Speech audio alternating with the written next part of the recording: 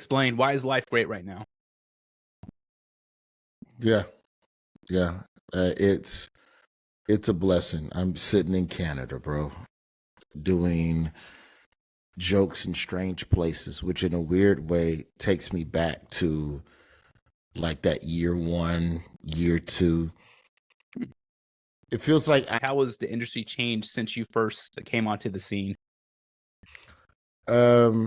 for me, I think that the idea of there being a singular linear path to whatever we want to define as stardom no longer exists.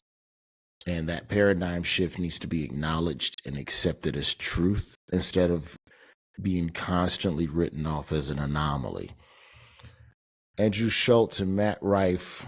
If you could combine 3 comics past or present into one super comic, what 3 would you pick? Or like at least who are the 3 that made you feel something as you were coming up and admire now? Is that a deep question? That's such a better question than Mount Rushmore. God bless you. Give me. Do you have a memorable set that bombed and you feel like it gave you a gift afterward?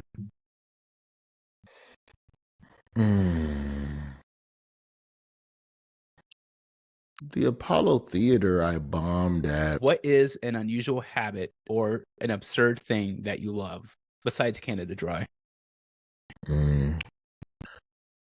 Habit. Let me look around the room. Because I always tell the comics, you are who you are on the road. Ooh. That is the truest version of yourself. And you're looking outside your window and you see this giant billboard with your message on it for the world to see. Where would it be? Like what city or location? And what would your message say? Oh. Let's go backwards first. Don't be afraid to take chances, no fear. Okay. As quoted in my high school yearbook, still a quote I live by. I consider myself like a day 2 fan because I started following you or learned about you from Last Comic Standing. And then, yeah. And I remember, I'm still pissed you finished 3rd. Whoa. But is a fucking throwback. Yeah. Well, what's crazy is I remember after the season ended, you guys did the final 5. You guys did a tour, and one of the show. I think the first show was at the Staples Center or one of the Nokia Theater or whatever close by. Nokia, yeah. Yeah. And I remember afterward, all you guys were hanging out outside just talking. And my wife and I talked to you for maybe 20 minutes. And at that time, no one knew who you were. Like people weren't, I'm sure now people would mob you, right? Or you'd probably get more stopped more often.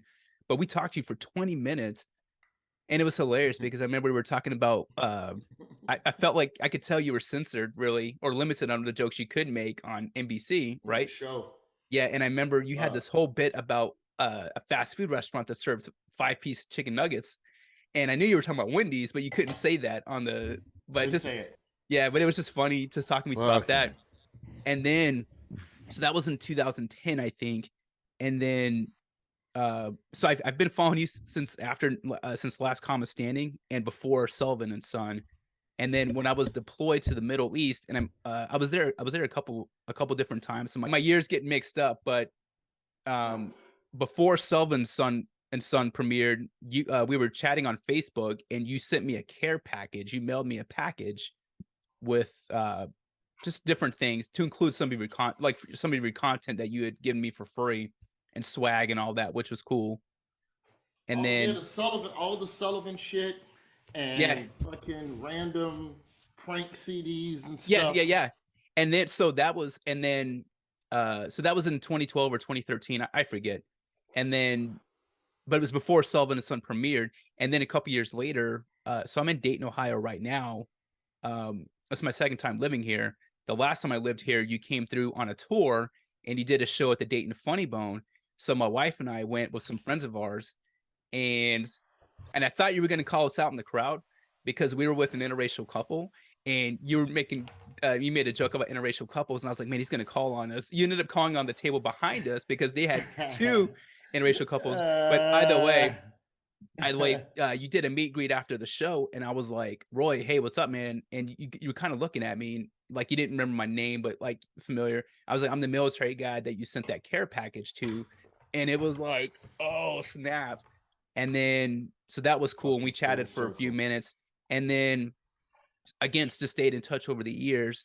And then a couple of years ago, when you were doing Roy's job fair, you had me on that as well to talk about the military. That might have been in 2020 or 2021. I don't remember It was exactly. 21.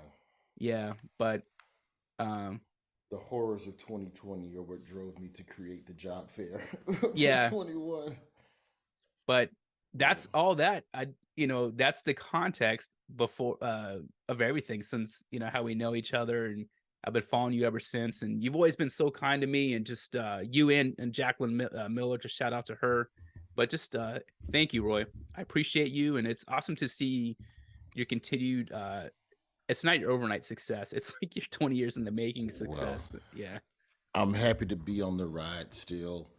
And I'm more importantly, I'm happy you got back from the fucking Middle East safely. Yeah. Jeez. I ended up on USO tours, ironically, not So we too missed each long. other like by a week. You came to the place I was deployed to, and I missed you by like less than a week. And I was Were you Bering or Camp Bering in I so Kuwait? I did so I was in Kuwait, and I did some time there. I was also at Camp Arif John Kuwait. So I missed you guys, and then like Yeah, shortly before After. that was the cast of Spartacus, and so I was like, damn it.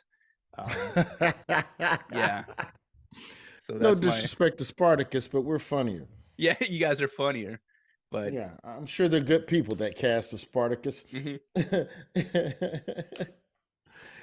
Yeah, Hey, man. hey, so all that to say, explain, why is life great right now? Yeah, yeah. It's a blessing. I'm sitting in Canada, bro, doing jokes in strange places, which in a weird way takes me back to like that year one, year two. It feels like Iron Man 3, where he like just doesn't have the suit and has to figure out how to fucking do the job all over again from scratch. Yeah. like it's that. It's figuring out the city, figuring out the locals, and like comedy is a job. Comedy is interesting in that it's a job that you never feel like you know whether or not you're still doing it well, even when you're doing it. So to finally be in a place where, oh, I can still do this. Whew, thank God. I thought I sucked again. Has been a bit of a relief. No, that's interesting, because to me, when did you start comedy? Like in the early 2000s, right? 98, 98. Okay. 1998. So a lot has changed since that time. But just from what you've seen personally, how has the industry changed since you first came onto the scene? Um, for me, I think that the idea of there being a singular linear path to whatever we want to define as stardom no longer exists. And that paradigm shift needs to be acknowledged and accepted as truth instead of being constantly written off as an anomaly. Andrew Schultz and Matt Rife are two of the highest selling global comedians right now. Neither of them have a hit sitcom. Neither of them have a hit movie. It's just grind and meeting the fans where they are, and the streets deciding, yeah, you're worth $40. I'm gonna come see you, or it's 60 or whatever the fuck they charge. So I think that's the thing that's different now. It used to be, I need to get in TV, to get in film, to be a star, to then I tour, then everyone likes me, and then everyone. But now you can just go straight to the fans, and if the fans like you now, you can just go tour, and you can skip all of the other stuff. I think we're in a world where scripted television and late night and movies and all of that, it is an avenue, but Yeah. it is not the only path.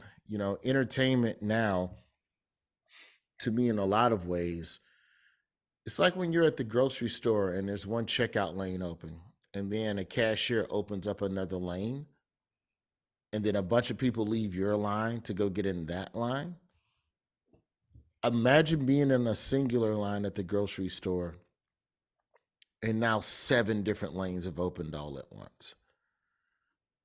And there's TikTok. That's a way, with the idea that stardom is what's on the other side of the register, or fan base, or whatever you define as success. Instagram lane is open. Traditional touring lane is open. YouTube lane just open. Podcasting lane just open. Yeah. So there's a million different ways to reach people and convince them that you are worth their time and money. At the end of the day, that's all any of this shit is about. Getting people's time in exchange for some of their money. Sit and watch my show. Go to the theater and watch my movie. Listen to my podcast. Come to my live comedy show. So it's about convincing people that you are above and beyond everything else that is out there, you know. And because there are more direct-to-consumer models to reaching people, it's a lot more competitive. So I think comedy, in a way, is no longer being able to be gate-kept by the industry people who decide who the next stars are. The streets decide who the stars are now. Only reason most of these artists now still need an agency is because the agencies are in bed with Ticketmaster, and Ticketmaster controls all the good venues where you can go make money. So, shit, if not for that, then we really would be a wide open situation. So would you consider that, with all the traveling you've done over the years, hard work and consistency, is that like what you've learned most, at least in the past couple of years? Or is there something else that when you reflect back that, if someone asks you like, what have you learned most, what would that be? Well, I'll tell you what hasn't changed since 98 is that you still have to have good jokes and you still have to have a point of view. So in the midst of all of this flux, at the end of the day, you still have to be able to do something that connects with people. And if you can make them laugh, great. But if you can make them feel, then Yeah. you're really in a good position. So speaking of, I'm that's sorry, go kind ahead, of Ron. where I am. So that's kind of where I am now, You talked about like feeling, because I think about all the comics that I love. Big fan of you, right? And I've seen a couple of your shows in person, watched a lot of your content online. Dave Chappelle, like even going back to like Gary Carlin or George Carlin. There's a certain comics like they're not just going up there and telling like a certain joke. They're telling stories, right? And like you said, giving their point of view.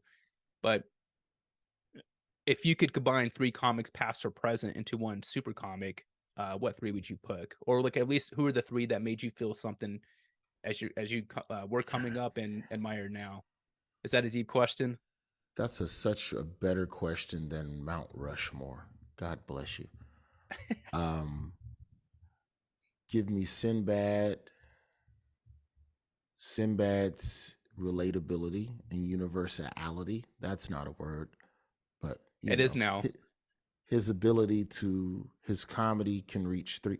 He's one of the few comics where there could be a granddad, a dad, and the grandson all together at the show. Give me Sinbad's reachability, give me Carlin's wit, and give me Eddie Murphy's charisma. And I think that would be the super comic that I would set loose on a 90 city tour. Base level ticket, $200. I'll tell you a comic I've always enjoyed is Damon Wayans. I think he's one that gets underrated. Damon is interesting in that he's such a good actor as well that you forget that he was a fucking beast with them jokes. A beast. And so, he's a guy that I still enjoy watching right now. But Sinbad was the be all end all. George Carlin was the be all end all for me growing up. Rondell Sheridan as well. If you watch a little bit of me, it's probably Rondell Sheridan after 3 shots of whiskey. A little bit of that. But But there's a lot of like, there's just so many people from those early days era.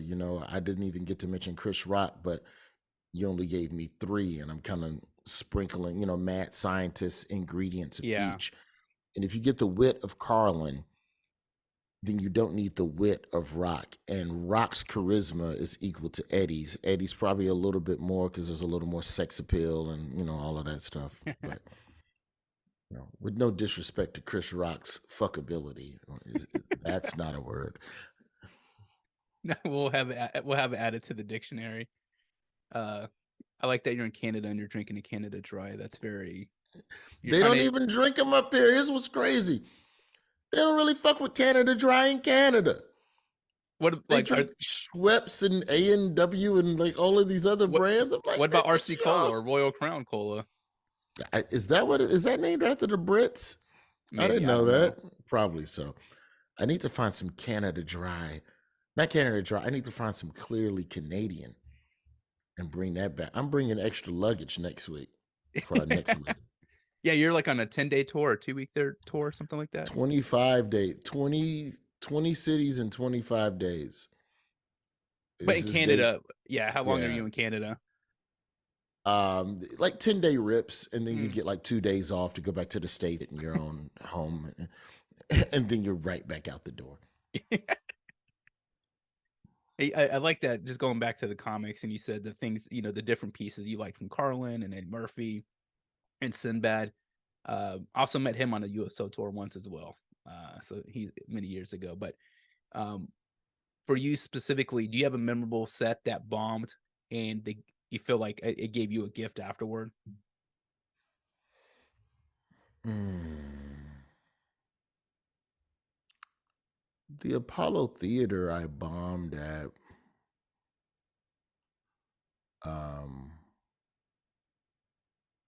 A pretty tough one.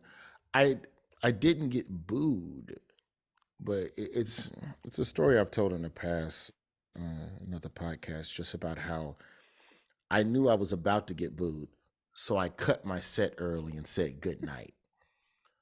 And then I went back out there to get judged with, with Kiki Shepard comes out to, audience, give it up for the first comedian. Yay. Yeah. All right. Now give it up for the second comedian. Boo. And I got booed worse than had I just stayed out there the first time and gotten the boo then. So this idea that you can't run from failure, you can't hide from it. That was a huge lesson that I learned that night, in that you have to just be present in the moment. It did not work tonight. But the thing that I've learned most from failure in comedy is that most people have a short memory. Most audiences are not going to remember not liking you. We can't even remember. Like, it's just, each week is a new opportunity to get it right. And so once I looked at it like that, I became less attached to failure and the sense or the feeling of permanence that is sometimes perceived within it. I don't have that anymore. And so, that was, but it was the Apollo that kind of taught me that lesson of, you can't hide from that. The failure's gonna find you. When it does, absorb it and then get back to the grind. I love that. And actually a follow-up question I had, but I think you just answered, was what's your advice to anyone, whether it's their first time bombing or whatever their pursuit is at the time, to best recover, or how do you recover from your first time bombing on stage? But is that the advice you would give to comics that you're mentoring? Yeah, I mean, find the people you like and find video of them sucking, and then it'll give you perspective. Failure hurts, but failure is where the lessons are learned. So, I tell my son, there's no such things as losses. There's only lessons. Failure is the best educator you could ever get. So you should embrace failing and look at it as an opportunity to improve. Sometimes within those, like, I read YouTube comments about me, I read Reddit comments, because every now and then, somewhere in the midst of all of that, just random, just internet trolling hatred, is a legitimate, fair critique about something that I could have done better or that I should have considered. Yeah. And I think within that is growth, especially when you're talking about the Daily Show and what we do, and with regards to trying to present content that speaks to XYZ issue of the day as well. I mean, you're giving just a lot of straight, honest answers, and I really do appreciate that. I know you're short on time, so I do have a couple wrap up questions, Yeah. and some lighter questions too, just to kind of close it out on a funnier note as you take another drink of your Canada Dry. But what is an unusual habit or an absurd thing that you love besides Canada Dry? Habit. Let me look around the room. Because I always tell the comics, you are who you are on the road. Ooh. That is the truest version of yourself and your psyche and your nuances, because you are alone. And it is the one time where you can really be yourself, because you feel like in a hotel, it doesn't count. I'm into jigsaw puzzles, video games. I went to a card expo while I was in Toronto and realized that I still like baseball cards. I still like collecting cards. Like, I didn't think that that was something I was still, into, but I am. A new habit is going out and recording video of myself on mass transit for my son to watch, because he likes trains and cars and, all of that type of shit. That's cool. So, yeah, so I'll go out and record that. I'm not sure if that's like, weird. Like, I'm not into paying hookers to call me racial slurs, or like, I don't have kinks or anything like that. That took a left turn, but you like those fried chicken nuggets, don't you? Yeah. Tell me that I gotta pay for extra sauce, baby. Oh yeah. No, I'm actually very serene, man. Like, there's just so much of my life is involved with meeting and connecting with other people, that the road is often the place where I do nothing, and it's weird in that I enjoy that, and let people find that weird, but That's good. I'm comfortable. I'm comfortable in that place. Like, to me, my idea of a perfect vacation is traveling somewhere beautiful and never leaving the hotel room. Mm. And I can't explain it, but that's perfect for me. I just want to look out the window and see it, but I don't want to fucking go out there. I'd rather stay in the house. Two last quick questions is, let's say that if you're at this fancy hotel in this beautiful, on vacation in this, exotic location, beautiful hotel, but you don't want to go outside, you're looking outside your window and you see this giant billboard with your message on it for the world to see, where would it be? Like, what city or location, and what would your message say? Oh. Let's go backwards first. Don't be afraid to take chances, no fear. Okay. As quoted in my high school yearbook, still a quote I live by.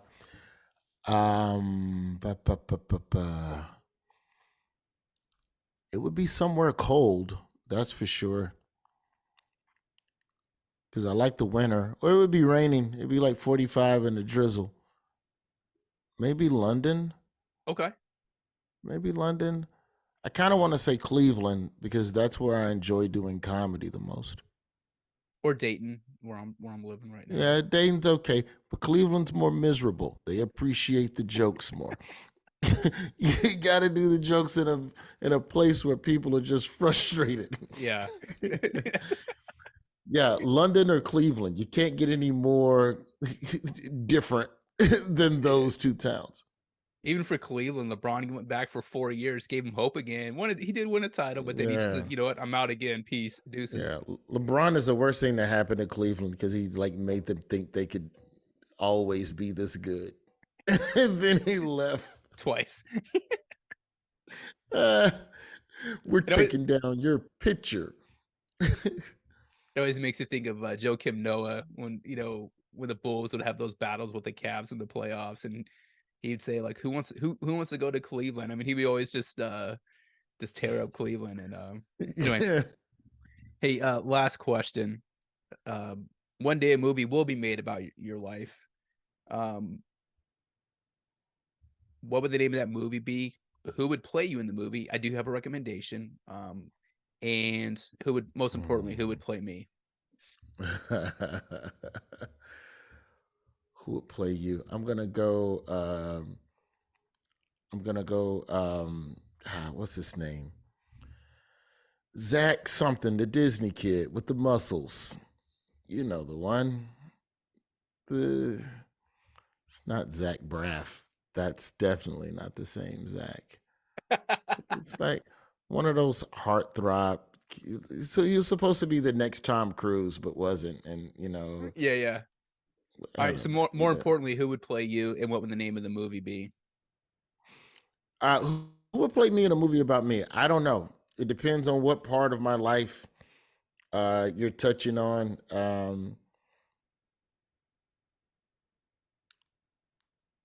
That's a good question. There's not a lot of young, chubby actors. It would have to be Kenan Thompson. They'd have to just do that digital young them up AI shit. I have a recommendation that's more flattering, I think. So, man, that's good. The title of the movie would just be The Boy from Birmingham. Okay, I like that. That's really good. I'm at the right Kenan Thompson. That's really good. Who's your pick? Who's your pick to play me? Don't say Denzel. No, well, close. Idris Elba, because the resemblance is uncanny. And Roy, Martin. but it would be Stringer Bell version of Idris, right? So American accent. Oh, thank you. Yeah, right. Yeah. So his The Wire, and he's just got that stare. Well, I'm glad it's not Idris and you're letting him loose with his British accent to play an American Southerner. No, he can probably do it though. Might I have a spot of the cheese grits? Yeah.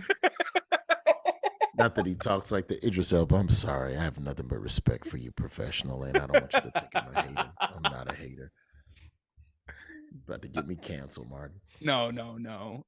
Hey, Roy, I don't want to take up, because I was promised 30 minutes, and I don't want to take up any more of your time. So I'm just grateful for the 30 minutes. Brother, thank you, man. Thank you so much for having me, man. Yeah, of course. I hope to see you again. Hopefully not in the Middle East. No, I've checked out your tour schedule.